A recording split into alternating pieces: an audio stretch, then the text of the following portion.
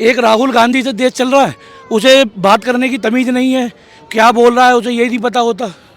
और आप कह रहे हैं कि राहुल गांधी विकास करेंगे। राहुल गांधी देश का नाच ही करेंगे। उनका नाम तो खाली पप्पू है और वो पप्पू वाला ही काम कर रहे हैं। लगता है कि राहुल गांधी जो पढ़े लिखे नेता हैं, विदेश नीति की जो इम्प्रूव करते हैं। हमारे मोदी जी से बेस्ट कोई नहीं है। मेरे को नहीं, पूरी जनता को नज़र आ रहा है जब भी मोदी जी आ रहे हैं।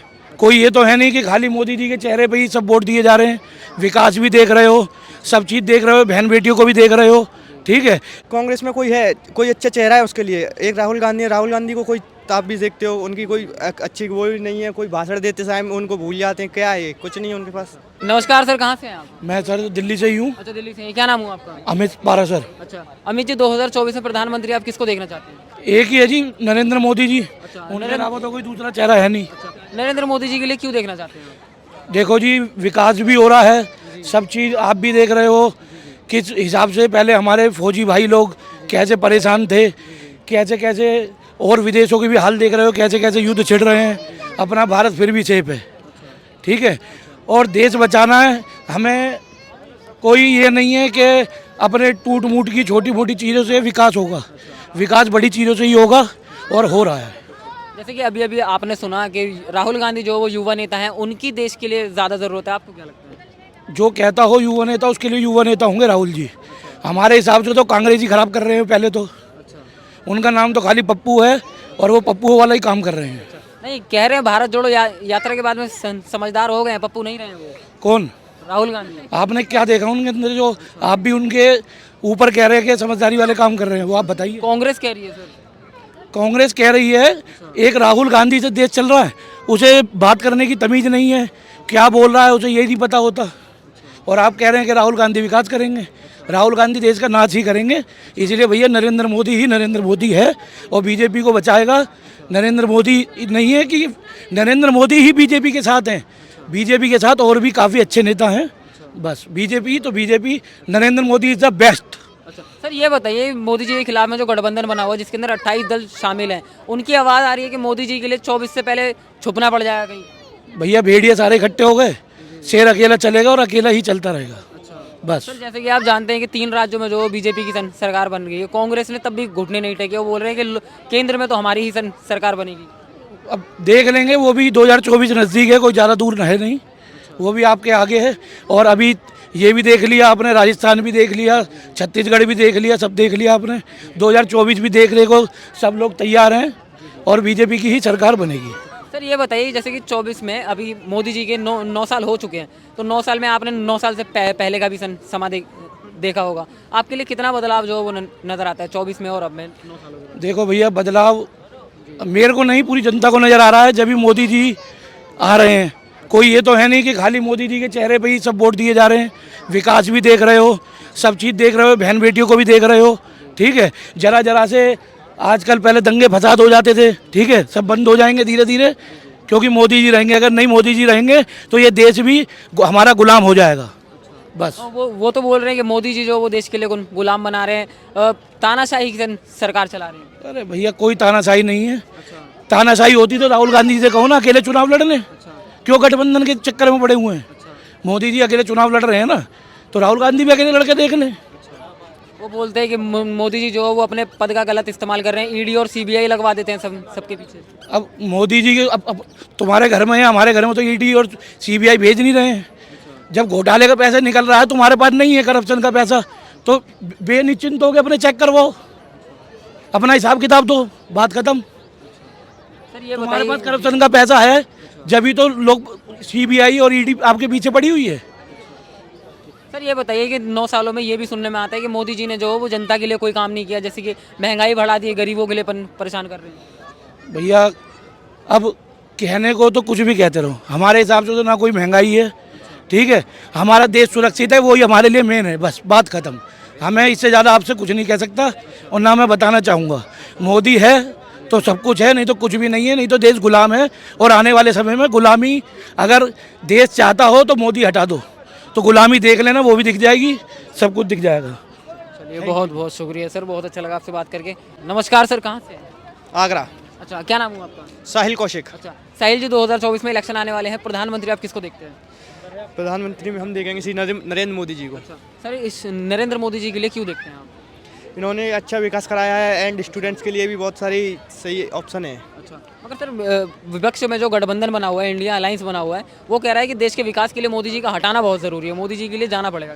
उनके लिए देखिए अलायंस बनाया है, जो विपक्ष में तो सब अपने अपने लिए बोलते हैं, लेकिन मोदी जी बेस्ट हैं देश के लिए, बेस्ट थे, बेस्ट रहेंगे।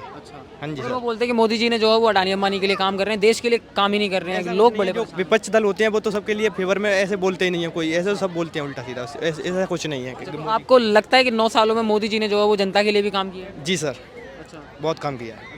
तो वो राहुल गांधी की आवाज़ तो पर्सनल आती है कि युवा बड़े नाराज है, युवाओं के लिए रोजगार नहीं दे रहे मोदी जी। ऐसा कुछ नहीं है, युवा बड़े नाराज नहीं है, हम भी युवा हैं, हम भी एग्रीकल्चर स्टूडेंट हूँ मैं भी, तो मैं ऐसा कोई भी नाराज नहीं हूँ, ना मोदी जी के समर्थक हैं, हमें ऐसी कोई दिक्कत नहीं है। अच्छा, हाँ जी सर सर। ये बताइए कि आप कांग्रेस के लिए चांस क्यों नहीं देना चाहते हैं? कांग्रेस में कोई है, कोई अच्छा चेहरा है उसके लिए, एक राहुल गांधी है, राहुल गांधी को कोई आप भी देखते हो, उनकी कोई अच्छी वो भी नहीं है, कोई भाषण देते समय उनको भूल जाते हैं, क्या है, कुछ नहीं है उनके पास। और युवा नेता हैं, आपको नहीं लग रहा बेहतर विकास दे सकते हैं? नहीं दे सकते हैं। विकास की गारंटी भी दे रहे हैं?